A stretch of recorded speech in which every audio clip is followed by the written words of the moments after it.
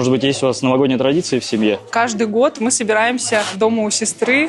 И вот, наверное, это уже можно назвать традицией. Все за столом, все улыбаемся, смеемся, вспоминаем прошедший год и даем наставления друг другу, даже и загадываем желания на следующий год. С утра чистить овощи, салатики. Самый младший всегда этим занимается. После 12 часов ночи подглядывать под елку и находить там подарки. Мы придерживаемся армянских традиций. 12 часов мы отмечаем дома, встречаем. И после 12 мы идем к ближним своим родственникам и отмечаем с ними тоже Новый год. 1 января, после Нового года, мы всей семьей лепим манты и смотрим фильмы. Приехать тайком к родным и отметить с ними Новый год.